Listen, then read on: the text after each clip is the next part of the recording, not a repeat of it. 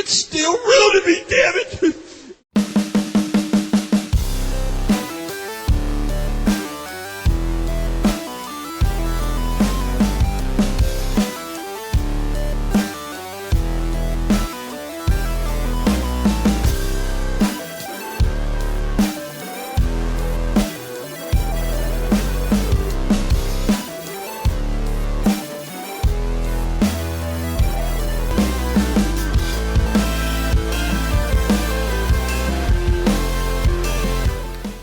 Oh, yeah. Yeah, I think it's going to be a great investment, you know?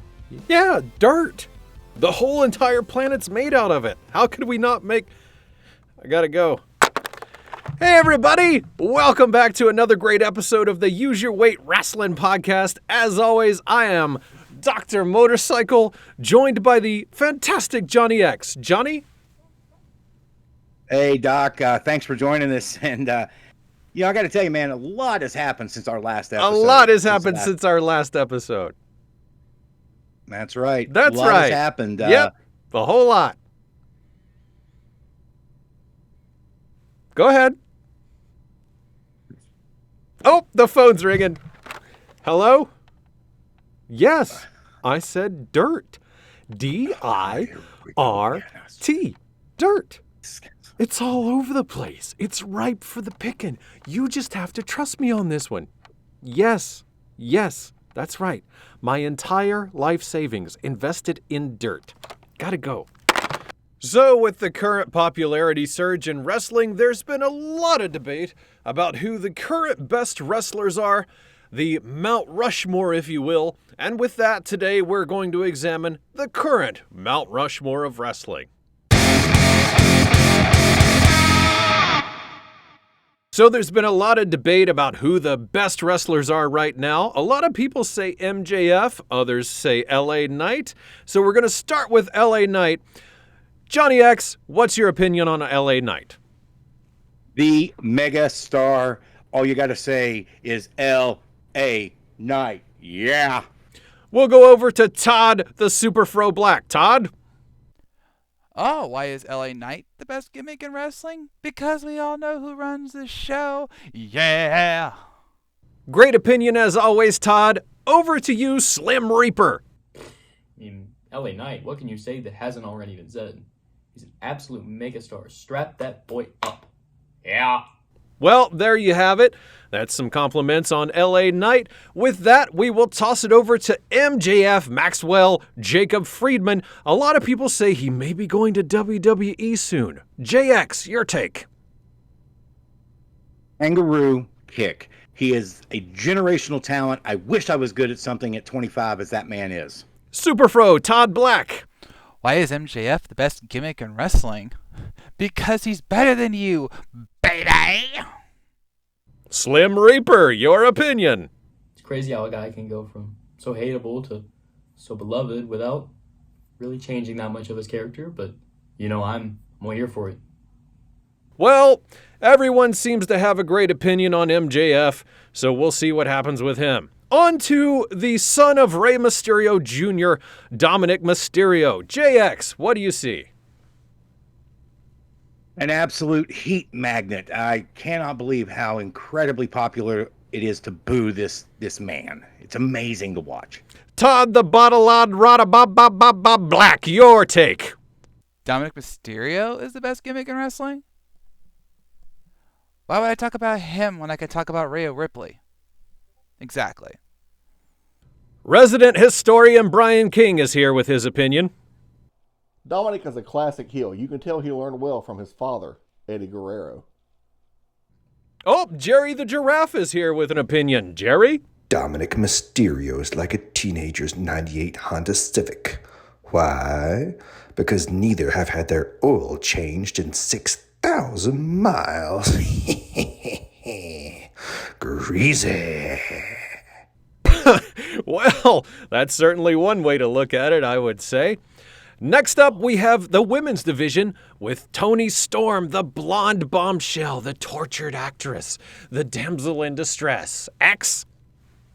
They found gold with this gimmick. Let me tell you, I will leave it to how she put it herself. Chin up, tits out, and watch for the shoe. Todd Black, your take on her. She is a star and she deserves the world. How can you not understand that? Oh my. Over to our resident historian, Brian King. I'm a huge fan of her Golden Era throwback gimmick, and I'd be willing to bet that I'm not the only fan. Jerry the Giraffe has an opinion on Tony Storm X. Let's have a listen. What do Tony Storm and a donkey farm have in common? They both got a whole lot of ass.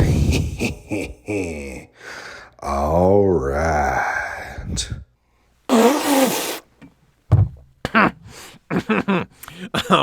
Well, there you have it. That's the current Mount Rushmore of wrestling from our resident experts here. And with that, we're going to go to break, and we'll be right back here on the Use Your Weight Wrasslin podcast. I never thought a cartoon giraffe would be the reason we didn't make it to episode 3.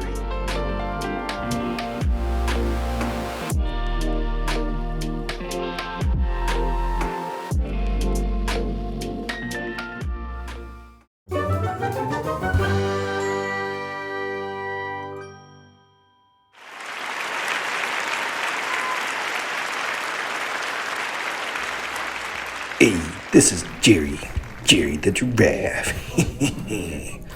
What is Gordon Ramsay's favorite wrestling show? It's fucking Raw.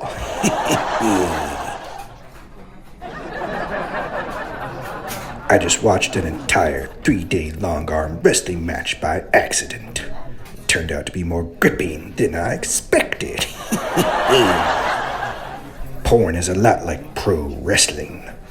All of it is exciting at first. It's great to watch when you're free, but when you know how much of it is fake, it gets boring really fast.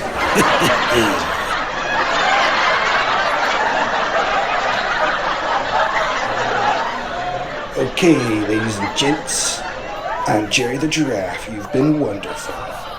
Make sure to tip your waiters and waitresses. I'll be here all week. All right.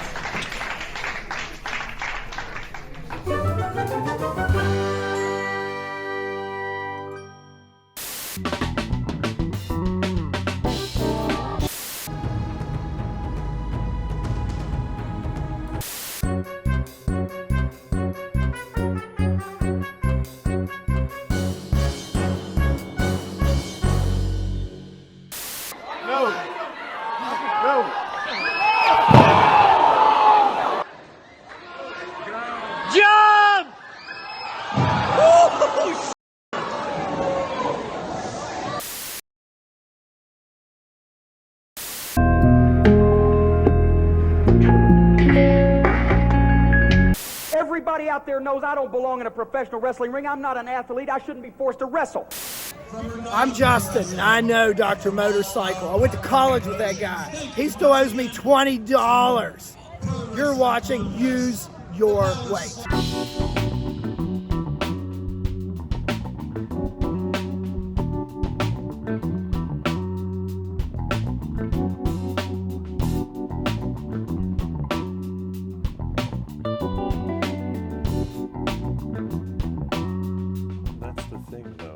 Hey, welcome back to the show. Thanks for joining us. We hope you're enjoying the episode so far.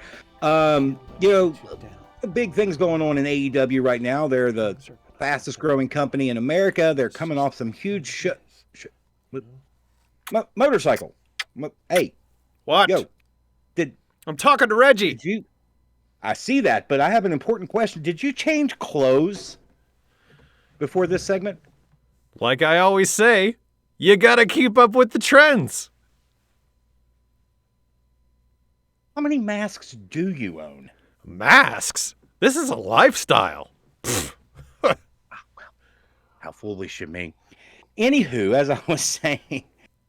Anyhow, as you were saying, if you've been keeping up with us on the YouTubes, the old tubes of you, and our social media, then you would know that our resident AEW correspondent, Todd the Superfro Black, has been providing frequent updates. Isn't that right, X?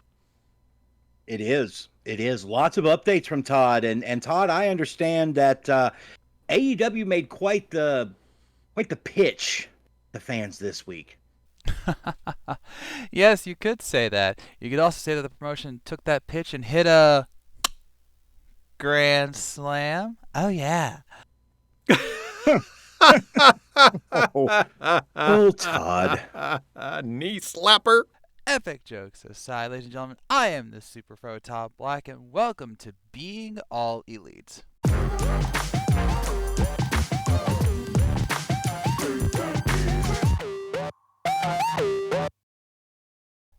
Alright, so on today's episode, we're actually going to address something that a lot of people have been talking about recently, which is the potential new era of AEW. Because the one and only Tony Khan said that WrestleDream was to be the end of one chapter and the beginning of a new era in AEW. And there's been so much speculation about what that means in any grand sense. And I've seen everything from, oh, there's going to be, major changes, there's going to be a streaming deal, there's going to be more pay-per-views. I even had a friend, a good wrestling friend, tell me that there was a rumor going around that Tony Khan was going to buy New Japan Pro Wrestling. That escalated quickly. And no, I don't think that should happen. I mean, I'm a diehard AEW fan, and I don't think that should happen. That's way too much work for Tony. He can, let's be honest here, at times he barely can handle AEW and Ring of Honor. Now you want to throw New Japan? Not happening. So what do I, the Super Pro Top Black, think is this new era? Well, honestly, it could just mean the closing of, what's happened before and try to do something new. And if I really have to spell this out, I really think this could just be Tony Khan saying, hey, look, we had a lot of stress the last year with CM Punk, with the Elite, with a lot of, discord. And now he's just saying, hey, this is our chance to move on. This is our, what would this be? Second pay-per-view without CM Punk now, All Out, and now WrestleDream. And obviously All Out was stained by the firing of CM Punk the day before. Still a great pay-per-view, though. Hashtag meet forever. You're still welcome. And so you could argue that it's just him saying, like, hey, this is our first true pay-per-view without CM Punk, without his shadow hanging over us, and we're putting on a great show. We're working with New Japan once again, and this is our next step. This is our next major step forward. And hey, it's been going pretty good, even without CM Punk. Again, Grand Slam hit basically 1 million views on Wednesday night alone, and then Warner Media posted a thing where it said, like, within like a day or two, they hit 2.8 million and was the #1 show on multiple demos. And that's pretty awesome. And then for Collision, I found out today, I found out the day of this recording, that it had a nice spike in viewership, even when competing against college football, which is, of course, top-tier American viewing experience. Of course. So that could be one way to interpret it. The other is a report that I saw, which is that AEW might be getting not just a streaming deal with Max, should still be called HBO Max, but they could be going to a one pay-per-view per month program, not unlike basically what WWE does. And I'm not gonna lie, that worries me. I can understand why they do that from a financial standpoint, but if they're not doing most of those pay-per-views on the streaming service, that's a problem. Okay, that is a problem, because that's a lot more money for us to pay, and pay-per-views aren't cheap. Even Ring of Honor pay-per-views aren't cheap. And right now, we're actually kind of at this nice middle ground where we have this year, 2023, is the most they've ever had with 7 pay-per-views. They have the 4 mains. They had Forbidden Door, All In London, and now WrestleDream. And London, All Out, and WrestleDream happened within 5-6 weeks of each other, give or take. So that's a lot of pay-per-views in a small amount of time. WWE doesn't even do that, and they're WWE. So yeah, but obviously this was more of a timing thing and just sussing things out. But if they were to go to 12 a year, could they do that? Sure. Should they do that? But that could mean the new era. This starts their new process of getting even more love from Warner Media to get put on the streaming service, to get more pay-per-views, and if anything, if anything, once again, this proves that AEW is just fine. And they're not dying because Warner Media is up for them doing even more pay-per-views. So we'll have to see. We'll have to see. Wrestle Dream, at the time you're seeing this, has just happened. And hopefully, I'm sure it was a great show. I'm very confident in saying that. But we'll have to see in the weeks and months to come what this truly means for AEW. So, with that, I am ending this segment. Back to you guys. And remember that AEW is the home of professional wrestling and the best promotion in North America and possibly the world. And you might be saying, but Todd, isn't there other wrestling I can watch? Is there, though?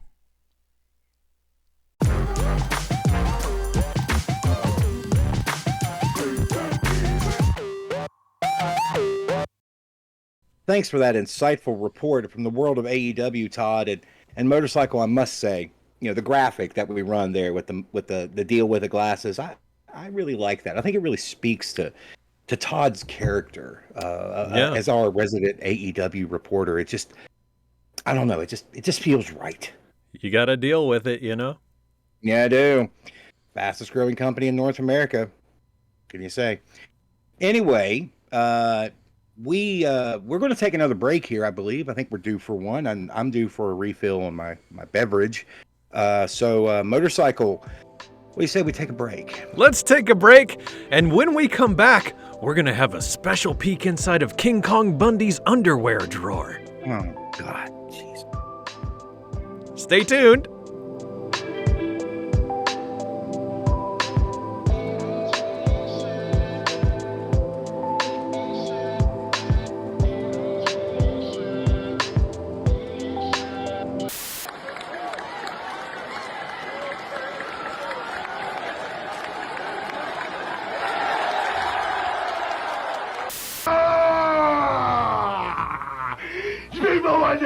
Does the Ultimate Warrior ever come down to that normal level? Now, podemos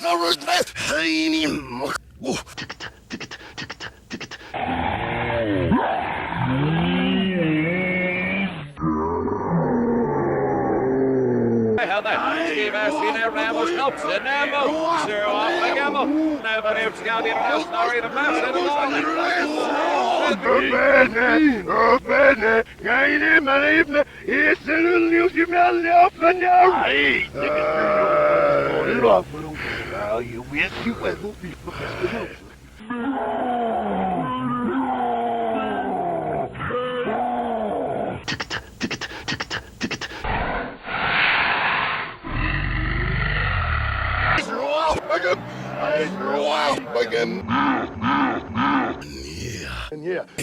Yeah.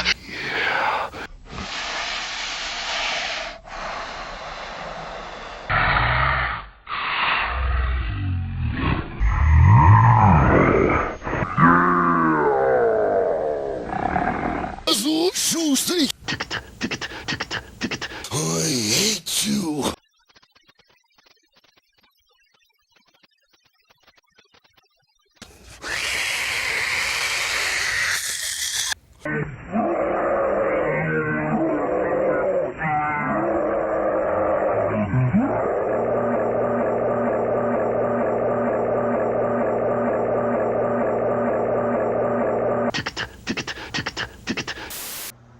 Professional wrestling is inherently a sport that is prone to tragedy.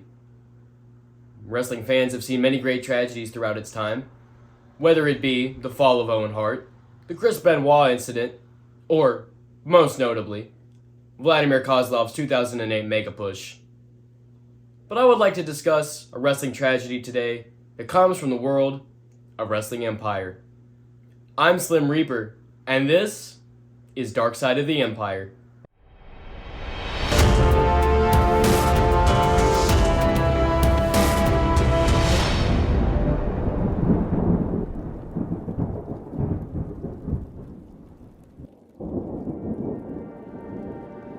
Doom Francisco Sr. was a late bloomer in the world of professional wrestling.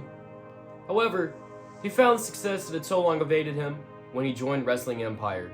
And throughout his time there, he enjoyed a marvelous 289-day reign as their Intercontinental Champion, and was in the midst of a of a well-received 2-month reign as their television champion. However, this reign would come to a tragic end at a standard TV taping of their flagship program, Tuesday Night Terror. On the night, he was scheduled to defend against veteran Madman Blood Brother, who, at the time, was enjoying a nice tag team championship reign with his brother, Dana Bloodily. After a long and hard-fought back and forth, Doom found himself in Blood Brother's patented half-Boston Crab. After fighting and squirming for what seemed like ages, he eventually had no choice but to tap out. Not long after, however, things would go rotten. As Dana and Blood Brother celebrated the new singles gold, Doom rolled out of the ring. He immediately began screaming with convulsion. Many people in the stands, and even the Bloodilies, thought it was all part of the act, but as the screams reached a fever pitch, it eventually set in that this was not part of the act. This was serious. So, doctors rushed in, and they did what they could.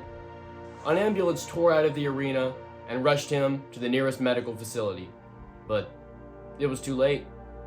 He had passed away due to internal injuries from the half-Boston Crab. He was 44 years old. As you might expect, the wrestling world was very distraught over his passing.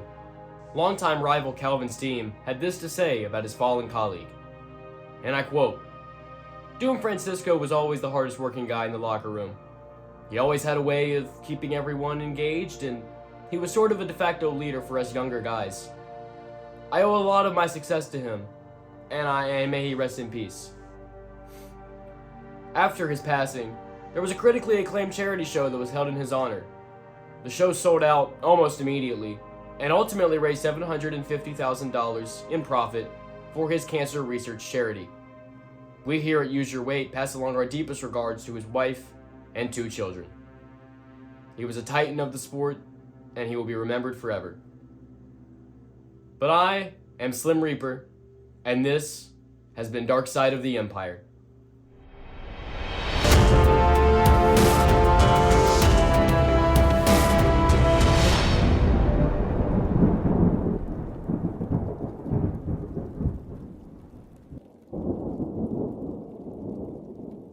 I just got off a hard day's work, working in this scummy town of Charleston.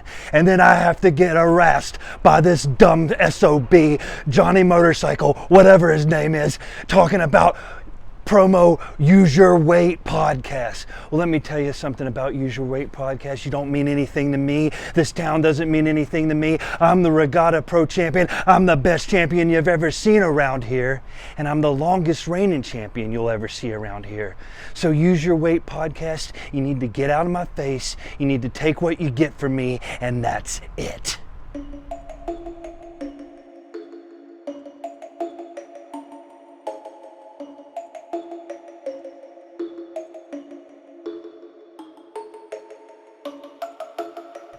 Hey, welcome back to the show. If you haven't already, subscribe to the YouTube channel. You can do that right there, right down there somewhere.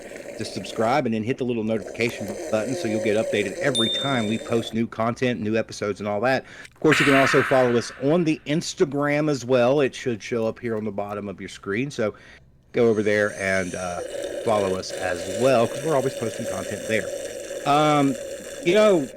I learned some interesting history today. I learned that this week in wrestling history, the man known as Edge, who may be joining AEW sooner rather than later, made his singles debut at a pay-per-view in Canada against Owen Hart, and Hart got the victory because he was aided by a motorcycle. Are you this tore up over Edge's debut? I learned something about wrestling history during the commercial break. Poor Doom Francisco Jr. For that to happen in the ring from a half Boston Crab, and to think of his family, to think a life, a legend, lost in the wrestling business. Oh, the tragedy, the horror of it all. It's just too much to... It was a video game, motorcycle. Life is not a video game. Have you no sensitivity? that didn't really happen. You know that, right? Yes. I mean, you realize this. It was just a... Jones Floral, I need 100 roses sent to the family of Doom Francisco Jr. That's right. Charge it to Johnny X's account. Just like always. Yeah. Anyway, how about we go find out some real wrestling history from our resident historian, Brian King. Brian, what have you got for us this week? What do you mean you don't find Doom Francisco Jr. in the phone book? Oh, Winston, you cad. Hello, I'm the historian Brian King, and this is Great Moments in Wrestling History.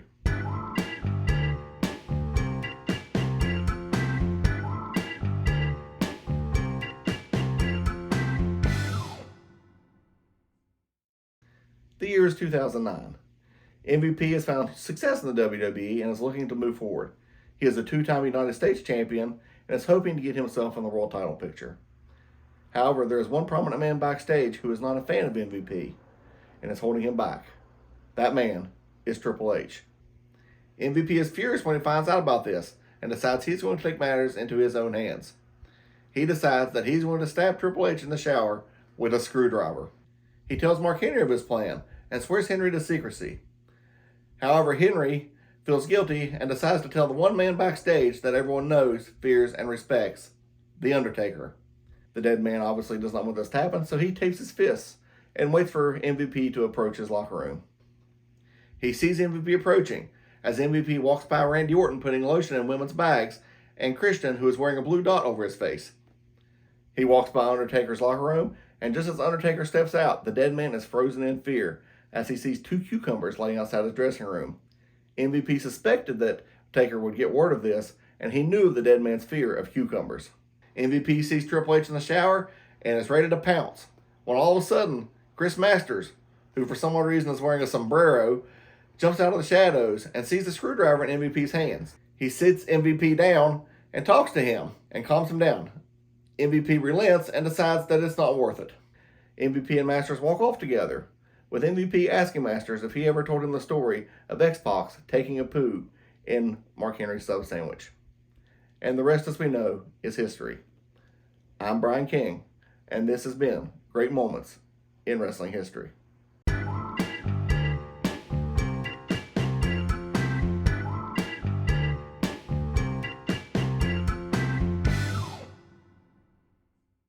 Wow! Every time that Brian King is on the screen, I learn something fantastic about wrestling history. To think, Chris Masters saved Triple H's life. And the sombrero, it's so Chris Masters. It really is. Don't you think, Johnny? Johnny? Oh, Jesus. Are you having a stroke? What's going on? Oh, nothing. I'm just drinking some rather strong coffee. Swallow that BS. BS? No, it's BK. Brian King.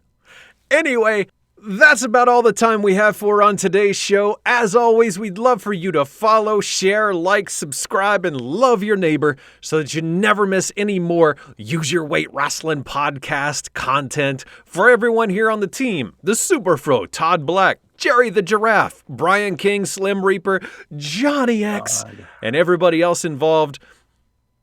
Thanks so much for watching today, and we'll see you next time right here on the Use Your Weight What? What'd I do now? If we make it to episode 3 without me strangling you, it will be nothing short of a miracle. I'd like to Sleep see with you. one eye open, motorcycle. Like to see you come through this barrier and try, my friend. Thanks for watching. Have a great day. Yep. Shares of dirt are up? That's fantastic news. Wow. That's great to hear. Yep. I'm definitely still interested.